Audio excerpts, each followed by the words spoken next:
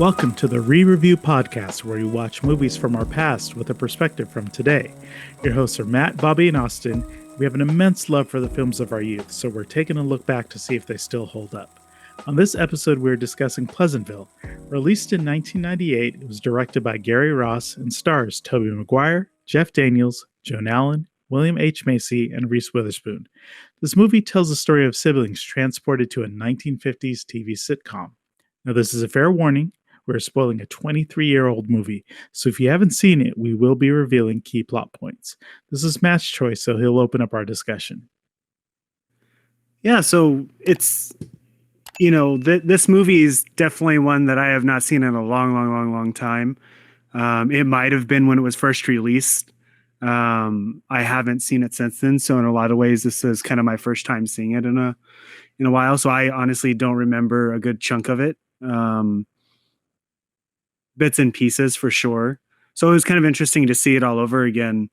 The really curious thing is I didn't realize how many actors were in it that I recognized. There was a lot of faces that, were kind of, it was kind of interesting to see them in the movie. Obviously, Tobey Maguire and Reese and Don Knotts and, Jeff Daniels and everything, obviously knew them, but there's a lot of the ones that, like JT Walsh and, ones that is like, hey, it's that guy. And so it's kind of interesting to see them. But it was an interesting watching it just for the, the story aspect of it. It was interesting to see the juxtaposition between the 90s. If anything, it was almost like a very 90s world. I didn't live in California back then, so I'm assuming that's what every California high school looked like. Oh, come on. Don't stereotype us that way. There was a bit of an element of me thinking this was Clueless inspired at the beginning of the film, not going to lie, especially with the way they tailored Reese Witherspoon's character, Jennifer. Which is, it's such a shame, too, because I feel like her character didn't have a lot of depth to her, because it was falling into that stereotype. And later on in the movie, they make a reference to, her being, or her time spent in the real world was, she was like slutty and stuff like that. I didn't necessarily get that for her character.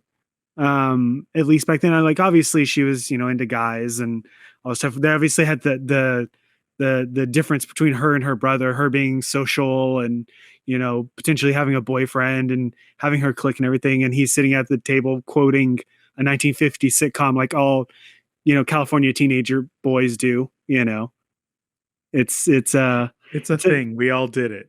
Oh yeah, no. That was all my nerd friends. That's exactly what we did. We quoted I Love Lucy nonstop, and we, trivia quizzed each other on the name of the dog on the third floor, So, but yeah, the start of the movie was kind of interesting, just because it was so uninteresting in a way. I don't know the best way to explain it, but it was a very 90s approach to it. And then even like their sibling rivalry between the two. I don't know. I guess it was very movie having a little sister. That's not how siblings generally fight.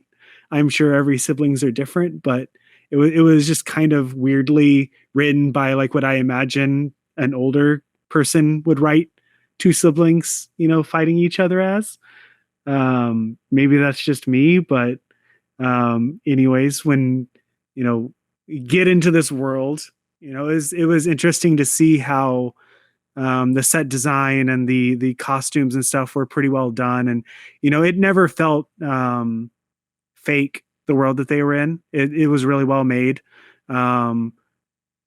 I don't think they didn't do it right. They kept asking, because how sometimes whenever they go to like a 1950s world, they'll change the aspect ratio. I don't think they did that for this. I think they stayed widescreen, but they could have very easily gone to the square 4:3 ratio and probably gotten away with it just because they were in that world. You're right. I don't really remember a change like that, but that also feels like a more recent thing that True. you'll see in either TVs or film, where they try to take advantage of changing aspect ratios to create a different feel for the viewer, but I don't recall that. And it's kind of weird because that almost seems like that would have been an opportunity to kind of play into the whole, as you're starting to see color, it could start, changing aspect ratio as it went, either gradually or in a moment, just to kind of give you that difference between, the black and white world and the technical color world. That's a really cool idea. I mean, going 4:3 might have been like a little bit like really pushed in, but and it's not, it didn't affect anything, but it definitely, they kind of went all in with it in creating that little world. And if you watch I Love Lucy and, Leave It to Beaver and all, the Brady Bunch was the Brady Bunch colored the entire time, or was it black and white at some point? yeah, the Brady Bunch was the late '60s. I'm thinking of the Andy Griffith Show with Oh Don yeah, for Knotts sure. himself. For sure. But yeah, it felt totally authentic. It looked good. It didn't come off as, too fake. I know this is before digital cameras and stuff like that. So, it's actual film. Maybe they might even use like older film stock for some of that. But yeah, the story to me probably got the most interesting when it became weird, right, for them, because obviously, almost like video game characters, they don't know anything outside of their world. So I can't remember what his character's name was, but Jeff Bridges' character or whatever, how he didn't know what to do if things were out of order. I thought that was pretty interesting. Mr. Johnson. Mr. Johnson, to the point where I'm kind of curious, had Bud never walked into the store, would there have been a hole in that countertop because he just kept going and just whittled away at all the wood and whatnot beneath it? Probably would have gone that way. Jeff Daniels, by the way. No, I remember Jeff Daniels. Wait, what did I say? Did I say something? Bridges. Jeff Bridges. Oh my God. I mean, they're the same person. Come on. All those Jeffs look alike. Interchangeable. He would have caused either not a hole but a concave recess into the top of that counter, since whatever time delay Tobey's character had was enough to create that sort of wear and tear on the countertop. Oh boy, it would have been trouble.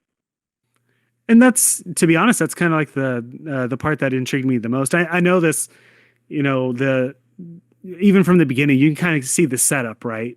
They're setting up the sister as kind of like a very, bratty, over sexualized, only cares for her mall life and stuff like that. And this isolated, son who doesn't have very many friends, who's very into this perfect world type stuff. Well, you can see where it's going to go as the movie is starting. So to me, one of the more interesting parts of it wasn't necessarily that whole arc or the story that was going, but was probably this glitching part where things were going wrong, where you did have, the change and how, not even that those things were happening, but how the people were reacting to them, because they weren't like NPCs, right? They didn't just ignore this stuff happening. It was kind of changing their world, blowing their mind to see rain or to see, colors or whatever, to see somebody miss a basketball or whatever. Like those moments were the most interesting, like almost like Groundhog Day or like Stargate SG-1, where you get those kind of moments where the glitch happens and just see their reaction to it. It was really interesting to me. And honestly, like I could have probably watched a movie just about that, but obviously they had to progress to the moral of the story, which is fine. But yeah, the thing that probably stood out to me the most before I hand it over to somebody else was definitely the way that the color isolation was done in the span of the movie. Obviously, very gradually implemented from a single rose up to clocks and other little elements. Doing those kind of techniques in my own little short films and stuff, I totally appreciate the amount of work that went into it in 1997, 98.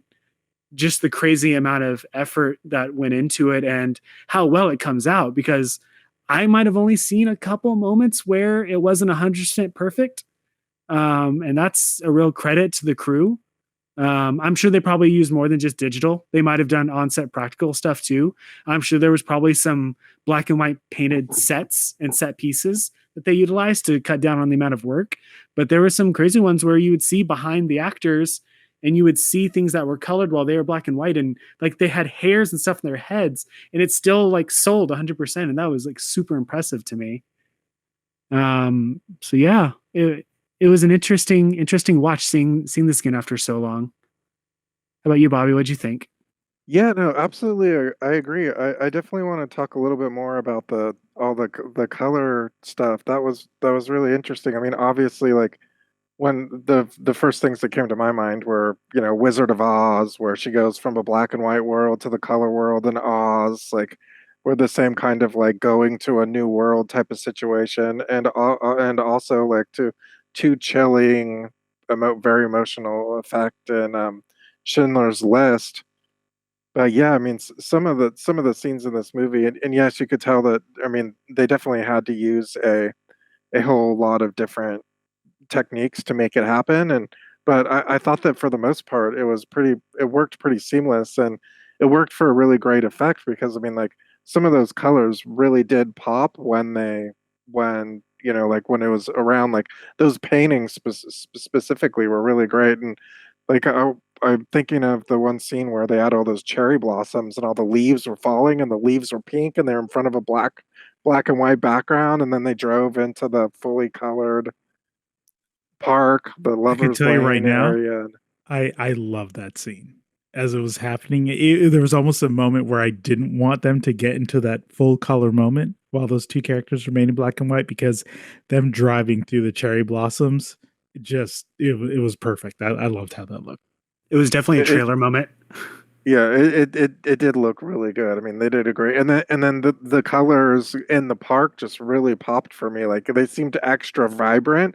So I don't know if there's some kind of psychology and like your eyes kind of like get used to black and white, and then all of a sudden when you see all this color, it's like wow. So I think it was a really great effect. But also, I mean, obviously the whole political kind of like way that it moved specifically the sign that said no coloreds was particularly like haunting to me, and especially seeing all those kinds of things, and even thinking back on other kinds of movies that had similar situations, like To Kill a Mockingbird with the court scene, and you know um just some of these horrifying scenes of segregation, and not to get too deep into that because obviously it was like, the burning books and all that kind of stuff. But it's just interesting, like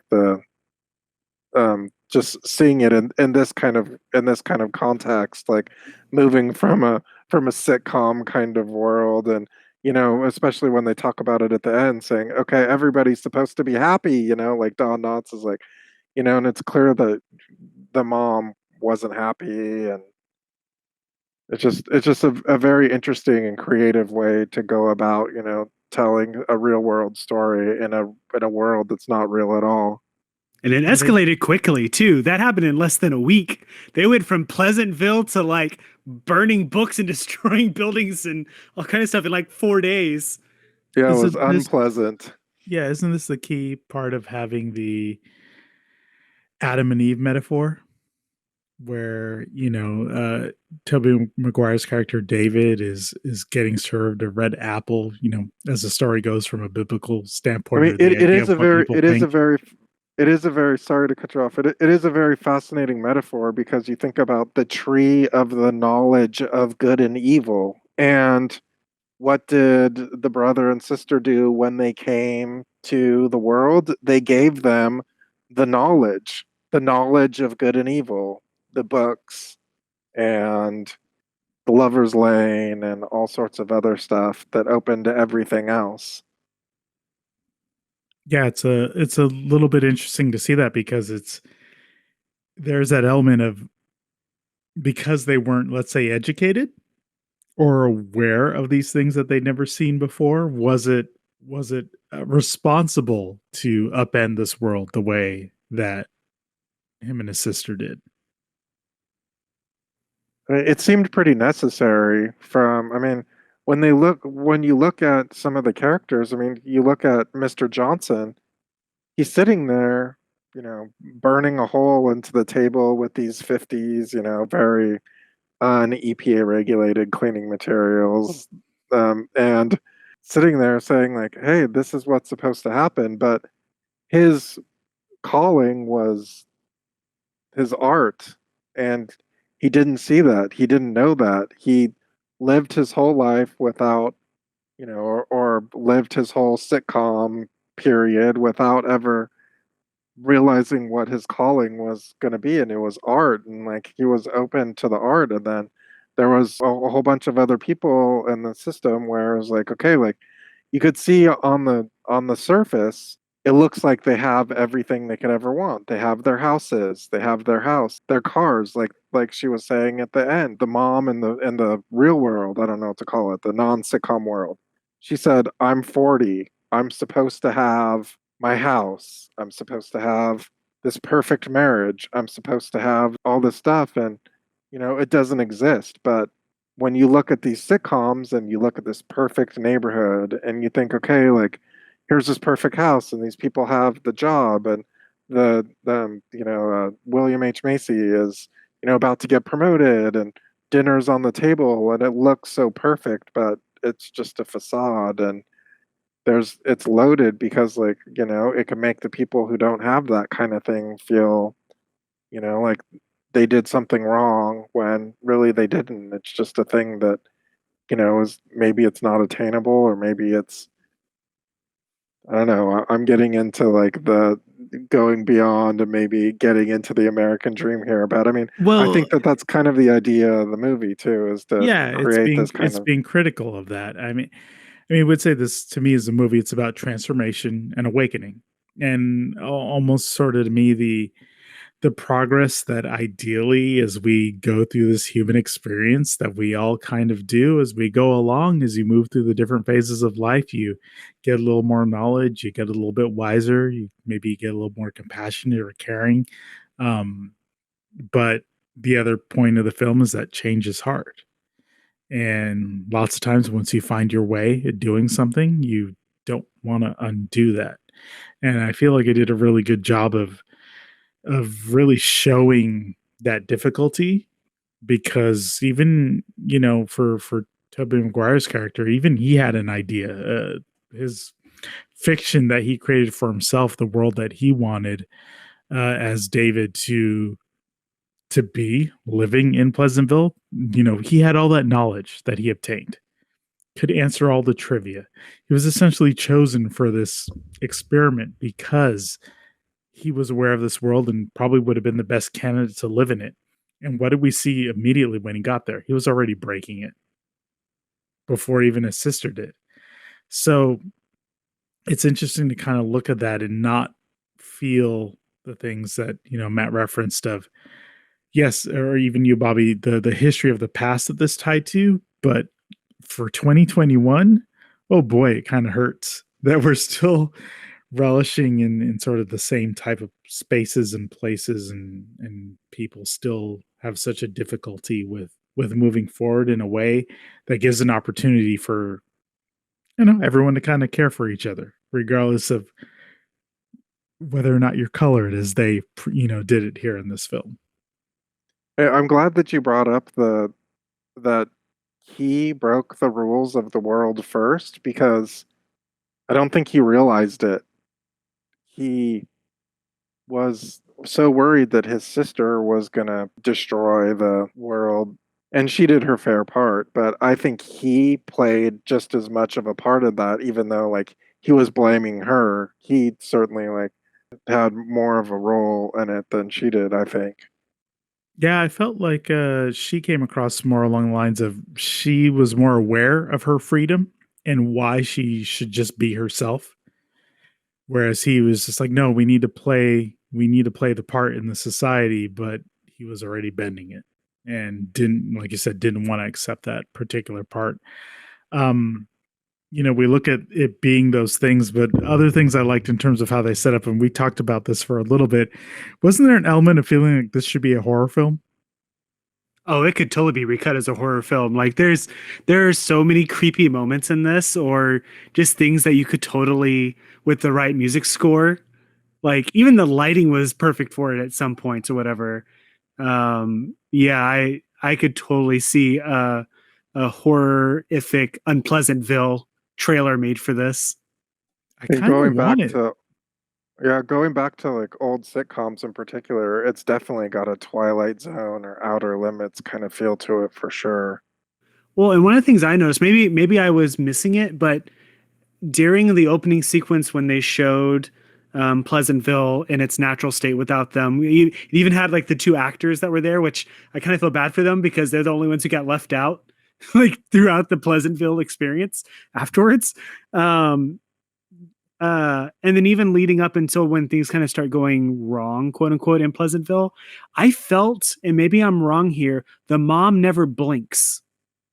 I swear, watching it, I didn't see her blink once up until things started kind of going wrong. She started kind of getting more emotion and out of the script, right? And that kind of stuff, I think it's like, eyes wide open smiles and stuff like that, right? I mean, she definitely had like the Stepford Wives kind of like idea about it, where, I mean, she was definitely like one of the catalysts of the story and one of the main characters of the story, and one of the ones who, by circumstance, changed the most throughout it. Like, her awakening was arguably the biggest one, and, along with Mr. Johnson. Yeah, actually, that brings up a really good point. I know we're kind of segueing off of the horror movie element, but I honestly feel the mom and Mr. Johnson had better and well-defined character arcs than the two main character, the siblings. If anything, I feel like the siblings, their character arcs kind of felt pieced together. Like it was almost like a section was missing. Like, and maybe I just missed it, but like, at what point did Jennifer like go from I'm going to sleep with dude and I'm going to do all my own thing or whatever to I'm going to start reading books and put my glasses on and become this studious person? Like that kind of just seemed to happen from my point of view. I'd say maybe the point where that occurred was tied specifically to the scene after um, David puts out a fire, or at least alerts the fire department that there's a cat in a tree, and helps them figure out how to put out a fire. And they go to the diner, and it was a very poignant scene for me because they were playing Take Five by Dave Brubeck, who's one of my favorite jazz artists. And I just sat there going, oh, I see what they're doing here, and really kind of pointing it out as not everyone was in color yet, but they had these questions for David, like, how did you know how to do this? And they make that point of saying, well, our books are starting to get filled in. So maybe for his sister's character at that point, knowing that she contributed to that, she kind of led into, I should try to figure out why that little bit of knowledge I had started spurning that type of thing. But maybe I'm giving her a lot of credit.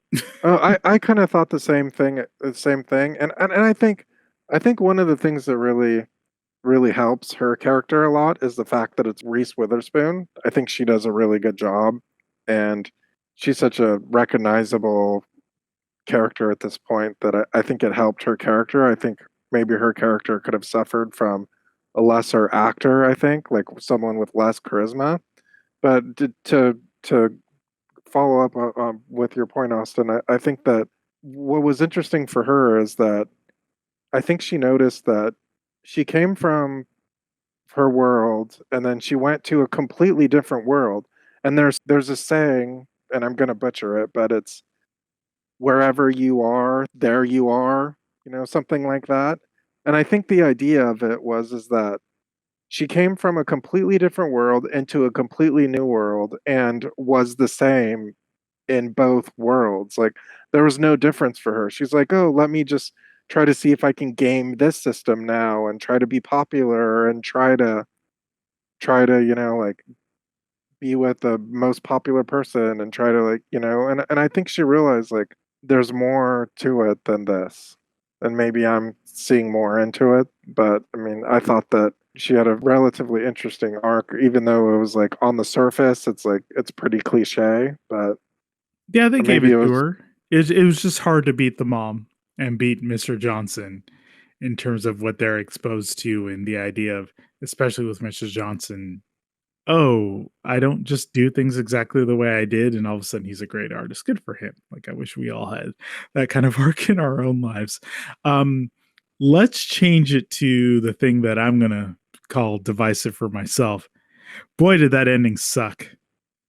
I'll just make it sound that harsh. I'm very unhappy with what they did there at the end. You know, all of a sudden we're at a bus scene and you know, the Jennifer character is like, I'm going to stay. I've got more to learn. Okay, this is kind of weird. That doesn't feel right for the character. I honestly kind of wanted her to go home the same way that David gets to go home.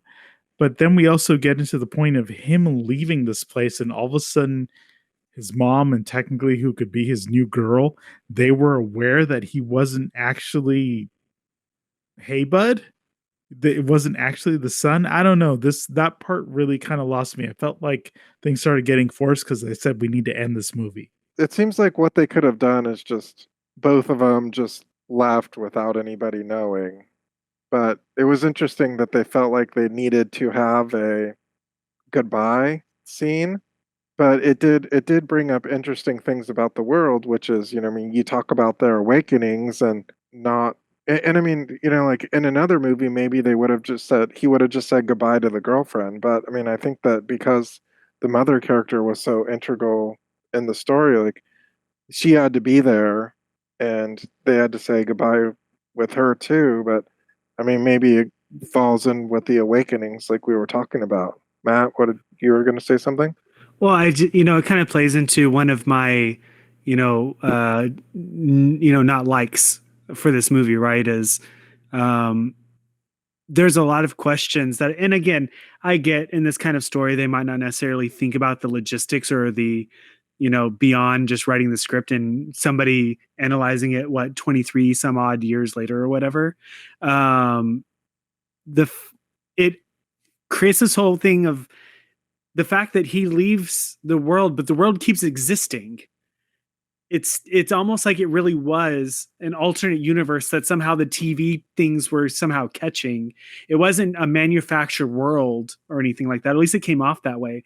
And earlier, even prior to the end, the fact that Mr. Johnson remembered doing the painting and having an emotion as a character in a TV show, he had an emotion that probably wasn't said out loud in the episode that he did the Christmas mural or whatever he had done.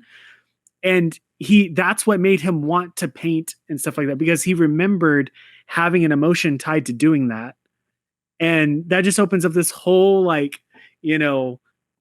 question that you could potentially, when you leave the game of Sims, is it still going, type of thing.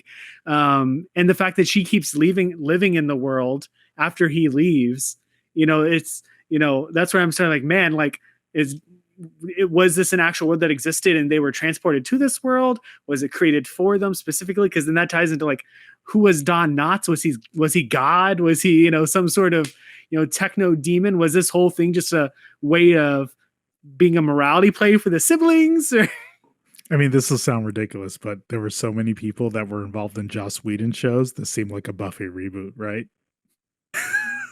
it could be.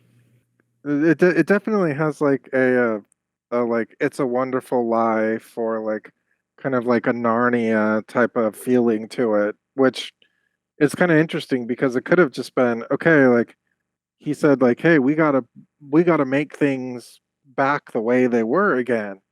And the interesting thing is that he turned off the TV. He didn't continue watching another episode at the end. Like he disengaged from his okay, I'm going to be watching this marathon the entire way through.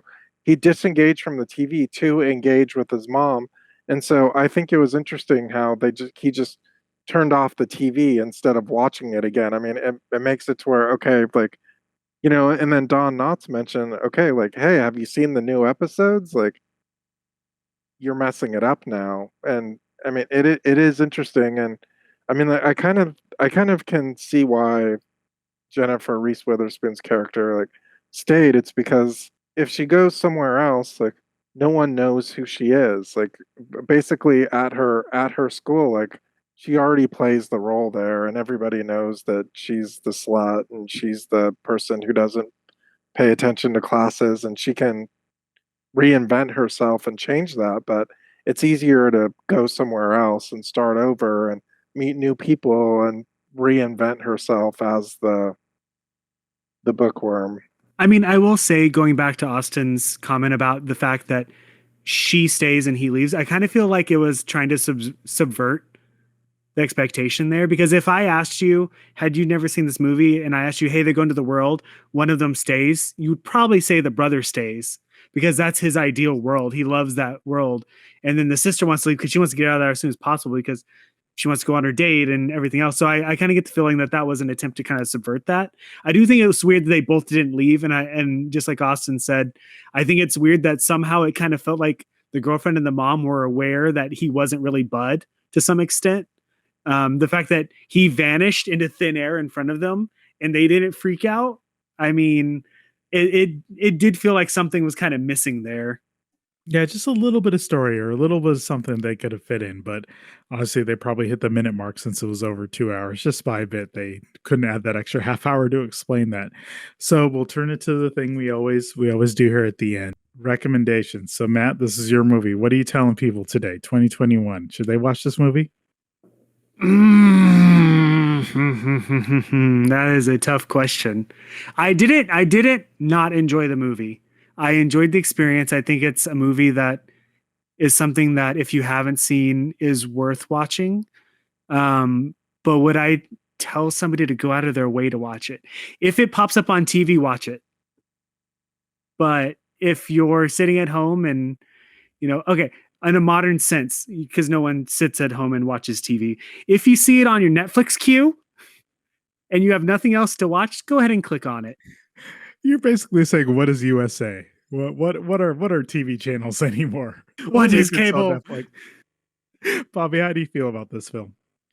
In a way, I agree with Matt. I mean, I think that one of the interesting things about this film is that I think it's worthwhile to watch, and I was entertained and engaged, and I liked it. But is it one of those movies like on the Jurassic Park type of scale where I'm going to be like, hey, let's put this in and watch it over and over and over again? I mean, like, in a way, it's pretty heady, and it's like, okay, like I understand what they did here. Like, it made its point, and I mean, I was entertained by it, and I'm glad it exists, and I think that people should watch it, but I don't have the need to want to watch it over and over and over again.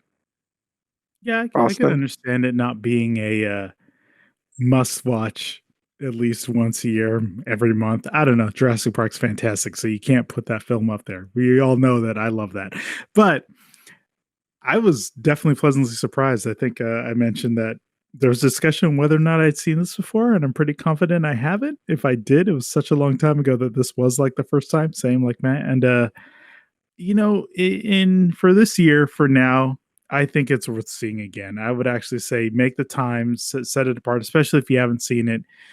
Try to watch it and go in with an open mind because I think it does a really good job of being critical about life in a way that will make you think about maybe what you've gone through yourself.